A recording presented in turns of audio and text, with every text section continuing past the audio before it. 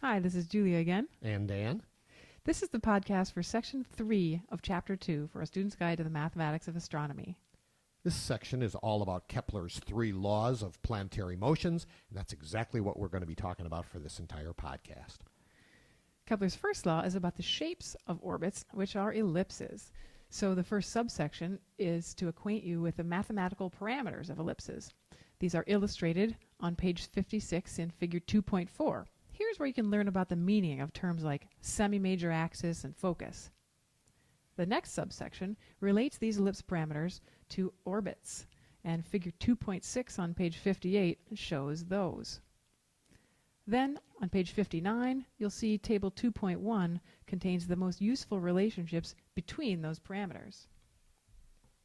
Kepler's second law deals with the speed at which planets orbit around the sun. Specifically, it says planets speed up when they're near the sun and slow down when they're far from the sun. I think the best way to understand this is to see an animation, and you can find lots of these on the web. We're going to show you this one, which is Michael Zingale's simulation. You can see his website URL there. And in this simulation, as the planet orbits the sun, you're going to have to imagine an imaginary line connecting the sun and the planet. So let's start the simulation and watch what happens. Notice as the planet orbits, the imaginary line between the sun and the planet sweeps out an area. He's going to do it again on this side of the orbit. Notice that the planet is going to again sweep out an area with this imaginary line. The trick is those two areas are the same. Those triangles have the same area, as does this one. Here's another one. And he chose only to do 3, but you could have attached the planet to the sun at any point as long as you did it over the same period. So say that was 1 month, for example. Then on this side, it's going to be an equal period of time. So coming up, when a planet is far away, you can probably tell it's slowing down a little bit. From here to here was also 1 month. So these are equal times, and the areas of the triangle turn out to be equal.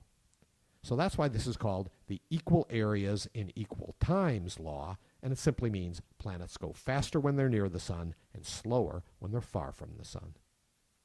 Most of the mathematical work you're going to do with Kepler's laws is going to involve Kepler's third law. And on page 60, you can see equation 2.12 shows the classic version of Kepler's third law. P squared equals a cubed, and P stands for the orbital period of the planet, and A stands for the semi-major axis. Pay close attention to the 2 stipulations for using this equation. First, orbital period and semi-major axis have to be in the specified units, which you can see in equation 2.13. Second, this equation only works for objects orbiting the sun. Page 61 shows an example of using this equation for the planet Mars. We're going to do another example for you here with the planet Jupiter for some extra practice. In this example, you're asked, what is the period of Jupiter's orbit if its orbital semi-major axis is 5.2 AU? Julia's already collected the information she needs. A is equal to 5.2 AU, and she's written down Kepler's third law, P squared equals A cubed. Now she's solving for P, that is getting P all by itself on the left side, which just involves taking the square root of both sides. The square root of P squared is just P, and now she's taking the square root of 5.2 cubed. When you do this, you find out that the period comes out to be about 11.86 years. You know the answer is in years, even though she didn't write the units along. This is the one example of an equation in which writing the units is not helpful because you just know that P has to be in years and A has to be in AU for this equation to work. And if you look up the orbital period of Jupiter, you find out it is just about 11.86 years to go once around the sun. So another example. In this case, we're going to use a modified version of Kepler's third law. Notice that it says P in years squared equals A in AU cubed divided by M in solar masses. And this is equation 2.16 from the text, by the way. M in this case refers to the combined mass of the thing being orbited and the thing doing orbiting, which in the case of planets and stars, you can essentially take as the mass of the star being orbited. In this case, we're asking, if an extrasolar planet has a period of 471.6 days, and the star it's orbiting has a mass of 4.5 solar masses, what is the orbital semi-major axis of the planet's orbit? As we've always advocated in both the book and earlier podcasts, Julia is not plugging in numbers first. She is solving for the thing she's trying to find first. That is A. So she got A by itself, took the cube root of both sides. The cube root of A cubed is just A, and now she's taking the cube root of P squared times M. But look at what she's noticed. P has to be in units of years, and it's in units of days as it's given in the problem statement.